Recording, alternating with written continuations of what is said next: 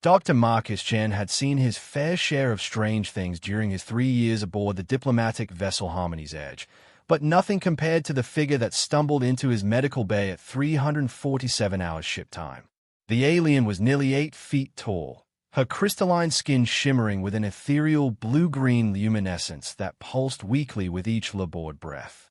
Her forearms hung limply at her sides, and her elongated skull bore the distinctive crown-like ridge of the Zaphirian royal bloodline. Marcus didn't know it yet, but standing before him was none other than Empress Lyrai of the Zaphirian Dominion, ruler of 17 star systems and commander of the most feared military force in known space. "Please," she whispered, her voice like wind chimes in a gentle breeze. "I need help." Marcus's medical training kicked in immediately. He had treated dozens of species during his tenure, and though Zaphirians were rare this far from the core worlds, their basic physiology was well documented. However, what was less well documented was the severity of her injuries. Deep lacerations crossed her torso, glowing with an ominous red energy, a sign of plasma weaponry. "What happened to you?" "Pirates?" Marcus asked, guiding her to the examination table with surprising gentleness for a human half his size. Her lips trembled as she replied, "Assassins, from my court." It didn't take long for Marcus to understand the gravity of the situation. Empress Lyrai had been on a secret diplomatic mission to prevent an intergalactic war when her own royal guards had been slaughtered, and the assassins had attacked her ship. Only her escape pod had made it this far, drifting through space before finding the Harmony's Edge. Marcus worked with focused precision, his human hands steady despite their relative smallness compared to her massive frame. He had always been told that humans were unremarkable, average strength, average intelligence, and average everything when measured against the galaxy's more impressive species. But what he lacked in natural enhancements, he made up for with determination and adaptability. "This is going to hurt," he warned, beginning to clean the plasma burns. The energy was still active, slowly eating away at his cellular structure. Most species would have fled from such a dangerous procedure. One wrong move, and the unstable energy could explode, taking half the medical bay with it. Yet, Lyrai watched in fascination. Her people were warriors, conquerors of entire systems, but she had never witnessed anything quite like the human's fearless approach. "You're not afraid," she observed as he carefully extracted a plasma shard from near her primary heart.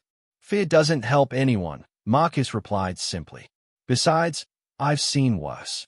She almost laughed. "Worse?" she asked.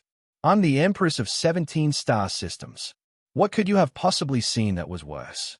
Marcus continued working, sweat trickling down his forehead as he focused. "I was on the colony ship New Horizons when the Krillian swarm attacked 3 years ago. I spent 18 hours in the emergency bay, treating survivors while the ship was being boarded. We lost power, lost gravity, lost half our medical supplies, but we kept working. Humans are funny that way. We get stubborn when things look impossible." Lyrai knew of the Krillian attack on New Horizons. The galactic authorities had declared it a total loss, with no survivors expected. Yet here was this human, not only surviving but saving others through sheer willpower. Hours passed as Marcus worked. He'd never performed surgery of this complexity, but something about the challenge energized him. Each obstacle became a puzzle to solve, and each complication merely another variable to account for. It was a very human approach, no overwhelming natural ability, just pure stubborn problem-solving. "There," Marcus finally said, sealing the last wound with synthetic tissue. "The plasma energy is neutralized. You'll need rest, but you should make a full recovery." Lyrai flexed her arms experimentally, feeling strength return to her limbs. "How did you know to use thermal coupling to neutralize the plasma residue?" "That technique is classified by Dominion military standards." Marcus shrugged, cleaning his instruments. "I didn't. I just figured if the energy was self-sustaining, introducing a controlled heat sink might disrupt the feedback loop." "Basic thermodynamics, really?" "Basic thermodynamics," Lyrai repeated, her voice tinged with awe. What this human had dismissed as elementary science was a technique her own surgeons had spent decades developing. He had intuited it in minutes, purely through logical reasoning. "What's your name?" she asked.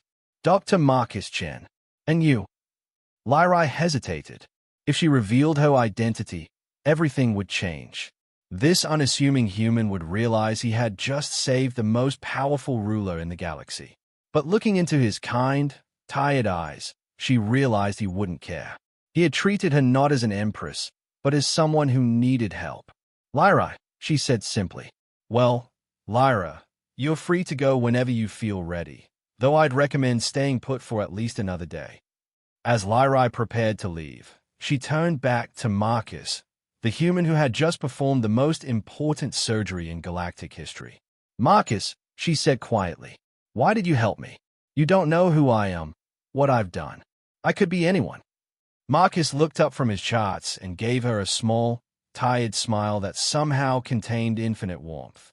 Because you needed help. That's what humans do. We help. It's not always smart. It's not always safe. But it's who we are. Hours later, when her rescue ship arrived, summoned by coded transmission she sent once her strength returned, Lyrai looked back one last time at the small medical bay. The human who had saved her life through competence, courage, and sheer will. She understood now why the galaxy had always noted something peculiar about humanity. Despite their lack of natural advantages, humans were uniquely resilient. They had the lowest mortality rates in crises, the highest survival rates during disasters, and the most stable societies. Months later, when the Zaphirian Dominion signed its first mutual defense pact with the human colonies, few knew it had been negotiated by an empress who remembered a tired doctor working through the night to save a stranger's life. Marcus Chen never learned who he had really saved. He simply filed his report and moved on to the next patient, the next crisis, the next impossible situation. After all, that's what humans do.